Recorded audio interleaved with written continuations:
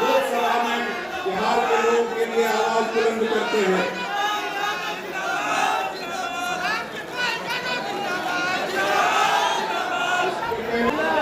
श्री अनिल यादव पूर्व सांसद, श्री सीताराम यादव पूर्व सांसद, श्री श्याम बाबू यादव माननीय विधायक पिपरा, श्रीमती गायत्री देवी, तमसो मां ज्योतिर्मय यानी अंधकार से प्रकाश की ओर गमन करने की भावना से दीप प्रज्वलित करने के लिए माननीय इधर से सीधा होइए, इधर से और पीछे सभी महानुभावों को आमंत्रित किया गया है। दीप प्रज्वलन के साथ ही शंखनाद भी होंगे, शंखनाद भी होंगे, क्योंकि शंखनाद शुभता परंपरा रही है। हम अपनी परंपरा का सम्मान और नवीनता का स्वागत करते हैं। मैं बाबा महाकाल की नगरी से आता हूँ। माता सीता की जन्मस्थली बिहार में आकर के मैं आप दोनों को सभी को हाथ जोड़ करके प्रणाम करता हूँ। जगत जननी माँ, भगवान राम का वर्तमान का स्वरूप जिस प्रकार से दुनिया में पूजा गया, हम कल्पना करें कि भगवान राम के साथ जीवन में जब तक माता सीता नहीं जुड़ी तो राम जी का स्वरूप इस प्रकार का था, लेकिन सीता जी के आने के बाद पूरा जीवन सीता जी और सीता जी के बाद का काल भी राम जी का जो जीवन आया वो वाकई माता जी के कारण से आया है। ऐसी पवित्र धरती पे मैं प्रणाम करता हूँ, अभिनंदन करता हूँ। मैं खास करके बिहार के नाम के मामले में मेरा थोड़ा महाराज जी कंफ्यूजन है। मैं समझने के लिए आपसे भी चाहता हूं कि यूपी बिहार दोनों की जय बोलने के लिए बिहार का नाम बिहार है या कुछ अलग हटके हैं। मैं तो इसको इस रूप में ही देखता हूं। बोले वृंदावन बिहारी लाल की। भगवान कृष्ण के नाम पे जिन दो राज्यों का नाम आता है उसमें से उत्तर प्रदेश और बिहार है, इसके बाहर कुछ है क्या? ये जो आनंद हमारे सबके सामने है, दोनों राज्यों के नाम अपने आप आ जाते हैं एक जयकारे में। ये यश कौन दे सकता? ये केवल एक ही नाम दे सकता है जिसका एहसास हम सबको है। मैं तो सौभाग्यशाली हूँ जिस धरती पर बात कर रहा हूँ, ये भगवान महावीर स्वामी की धरती है, जिनके आधार पर बिहार की अलग पहचान बनती है। सम्राट अशोक की धरती है। सम्राट अशोक का मध्य प्रदेश और उज्जैन से खास करके एक अलग रिश्ता रहा है। अशोक 10 साल तक उज्जैन में कुमार करके थे तत्कालीन समय में, जिनकी संघमित्रा और महेंद्र 2 संतानें भी हुई थी। और ये हजारों साल से अपना मध्य प्रदेश और बिहार का रिश्ता रहता आया है। जो यहाँ सम्राट बनता था पहले वहाँ वो राज्यपाल करके काम करता था, गवर्नर करके काम करता था, और उसके बाद वो मगध में आते थे। पूरे देश के शासन संचालन में मध्य प्रदेश की भूमिका रहती थी। और बाबा महाकाल की नगरी, जहां से राजा सूरसेन यादव की लड़की से भगवान कृष्ण का 5वां विवाह हुआ, जिसका नाम मित्रविंदा है। भगवान की शिक्षा दीक्षा भी वहां हुई। कई बार कोई लोग अपने समाज को कहते हैं कि शिक्षा की बात का महत्ता बताएं, तो जरूर बताना चाहिए, माननीय न्यायमूर्ति जी ने भी कही है। लेकिन शिक्षा के मामले में हमारा समाज कितना जागृत है, इसका उदाहरण 5000 साल पहले भगवान कृष्ण के काल से भी जुड़ता है।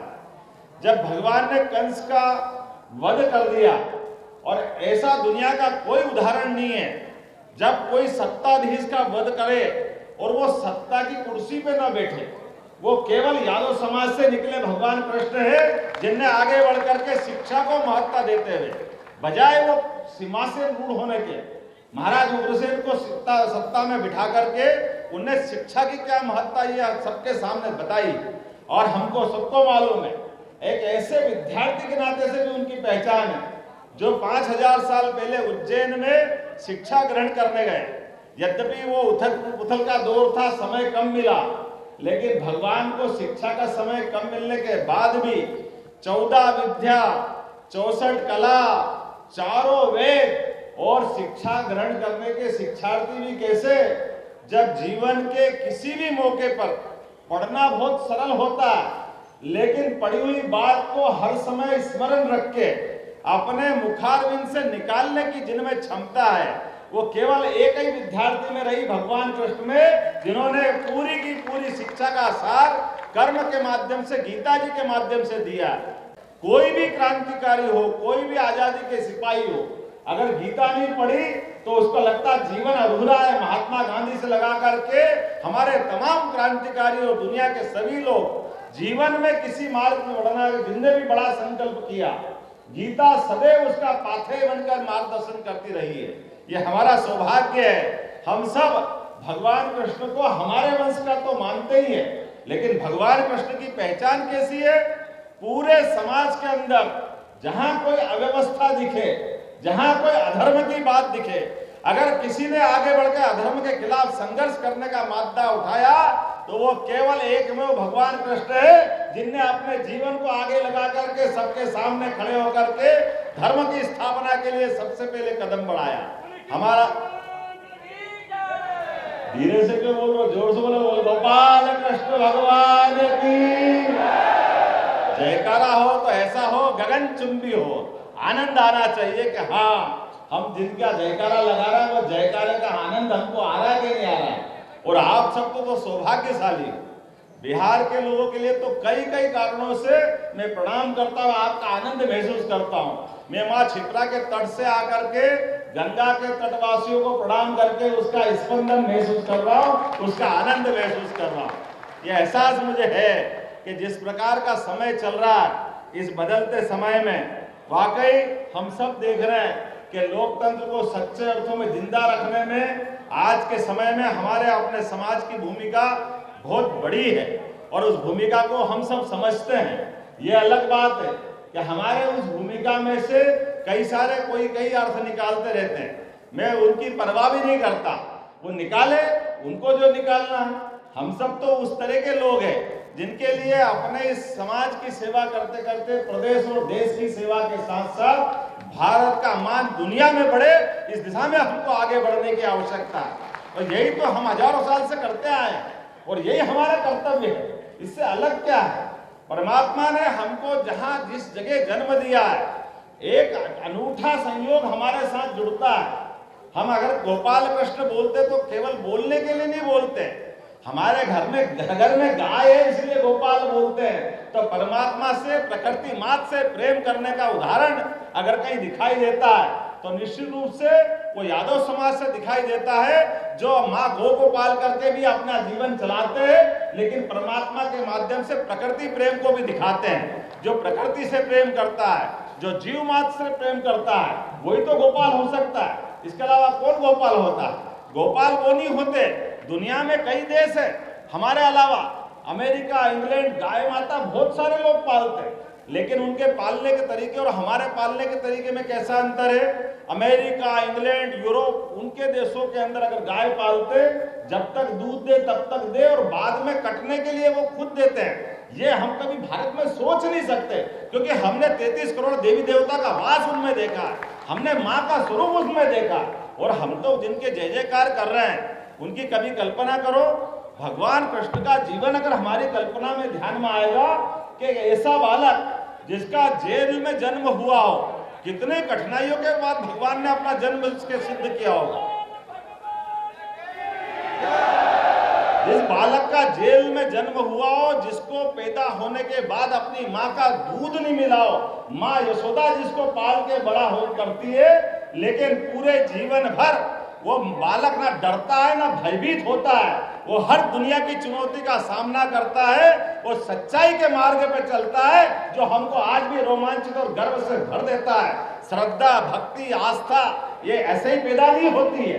इस आस्था, श्रद्धा, भक्ति पैदा करने के लिए समूचा जीवन को एक तरह से दुनिया के सामने प्रदर्शित करने की, जिनकी आध्यात्मिक चेतना जीवन भर काम आती है, ऐसे गोपाल कृष्ण की जय जयकार करते हुए हम सब महसूस कर सकते हैं। परमात्मा की कृपा से वर्तमान के समय में कितनी अच्छी बात है कि मैं जहां से आता हूं, मेरे को लाने के लिए एक द्वारकाधीश के अनन्य भक्त, हम जिनको प्रधानमंत्री करके देखते हैं, ऐसे नरेंद्र मोदी जी के माध्यम से आपके इस मिल मजदूर के परिवार के बालों को मौका मिला है।